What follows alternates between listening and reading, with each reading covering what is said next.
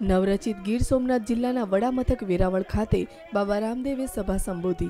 બાબા રામદેવની સભામાં હજારોની મેદની ઉમટી પડી હતી।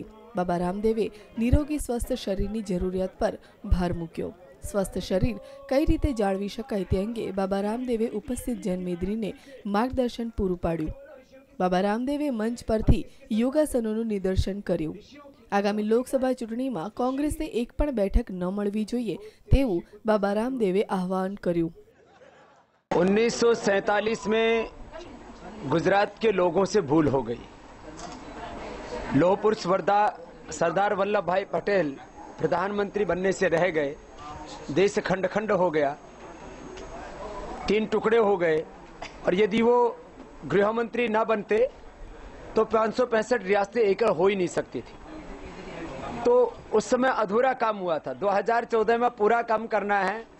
2014 की चुनाव में एक भी कांग्रेस का सांसद चुनकर के यहां से न जाए। उस लुटेरे खानदान का, उस हत्यारे खूनी खानदान का, देश के विध्वंसक और नास्तिक खानदान का यहां पूरा सफाया हो, और 2014 के चुनाव के बाद सोनिया गांधी को उसके पियर में भेजने के लिए आया। वेरावळ खातेनी सभामां बाबा रामदेवे आम आदमी पार्टीनी आलोचना करी। केजरीवालना नरेन्द्र मोदी परना प्रहारोने बाबा रामदेवे वखोड़ी काढ्या। आम आदमी पार्टी जे गुजरातमां करी रही छे तेने बाबा रामदेवे पब्लिसिटी स्टंट गणाव्यो।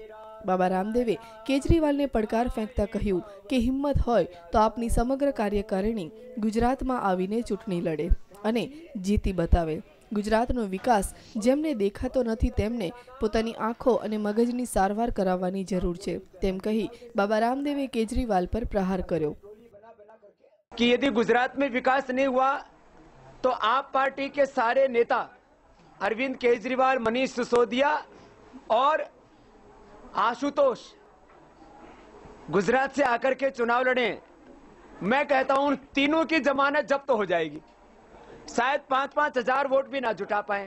तो यदि इतनी हिम्मत है तो आप पार्टी की पूरी कार्यकारिणी गुजरात से आकर के चुनाव लड़ ले और एक भी जीत करके दिखा दे। ऐसे झूठी बातें करने से कोई फायदा नहीं। आम आदमी पार्टी अराजक आदमी पार्टी हो गई है। उनकी शायद लगता है लोकतंत्र में आस्था नहीं है। आम तो बाबा रामदेव योग और आयुर्वेदना प्रचार प्रसारथी जाणीता बन्या छे, परंतु जे रीते बाबा रामदेव भाजपना वडाप्रधान पदना उम्मीदवारने समर्थन आपी रह्या छे ते जोता तेओने राजयोग वधु आकर्षी रह्यो छे तेम कही शकीए। News online, Gir Somnath.